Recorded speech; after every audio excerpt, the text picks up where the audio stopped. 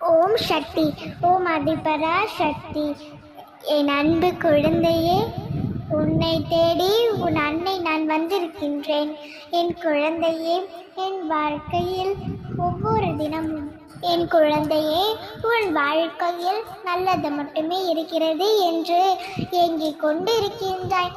நல்லதும் சந்தோஷமும் பல பலவின் கூடம்தானே என் வாழ்க்கையில் இருக்கின்றது. ஆனால் துன்பங்கள், துயரங்கள், சிலமைகள், துக்கங்கள் என்று எல்லாவற்றையும் நான் அனுபவித்து விட்டேன். என் மற்றவர்கள் மீது அன்பு செலுத்தினால் ஏமாற்றம் கிடைத்தது. என் மற்றவர்களுக்கு உதவினால் துரோகம் கிடைத்தது.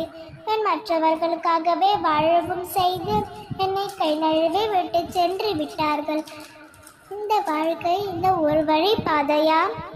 துன்பம் மட்டுமே வந்து கொண்டிருக்கிறது என்றுதானே இப்பொழுது இந்த நொடி நீ நொந்து கொண்டிருக்கின்றாய். இதோ உனக்கு பதில் தரவே நான் வந்துள்ளேன். இந்த மனித வாழ்க்கை எப்பொழுதும் ஒருவர் பாதையல்ல. இந்த வாழ்க்கை இந்த மாதத்திற்கும் இரு வழிகள் இருக்கும். அப்படி இருக்கையில் உன் பிரச்சனைகளை, அதற்கான காரணங்களும் அது வந்த வழியையும் என் அன்னை நான் அறிவேன். இந்த வாழ்க்கை பயணத்தை துவக்குவதற்கு பிறப்பு என்ற வழியை ஏற்படுத்தி அனைவரும் அழுகிறார்கள். வேலும் முடியும் பொழுது இறப்பு என்ற வழியில் சென்று விடுகிறார்கள். இரவு ஒரு வழியில் வந்தால் சகல் ஒரு வழியில் வரும். அப்படித்தான் குழந்தையே, உனது வாழ்க்கை இருக்கும் பிரச்சனைகளும் ஒரு வழியில் பிரச்சனைகள் வந்தால் மறு வழியில் சென்றுதானே ஆக வேண்டும். எதுவும் ஏற்றிருக்கப் போவதில்லை, நிரந்தரமும் இல்லை என்று நீ அறிவாய் அல்லவா? அப்படி இருக்கையில் நொந்து போகும் பிரச்சனைகளுக்காக பொக்கிஷமான நேரத்தை துளைத்து கொண்டிருக்கின்றாய். துன்பம் வருபவர்க்கு ஒரு வழி இருந்தால் இன்பம் வருவதற்கும் ஒரு வழி இருக்கும்.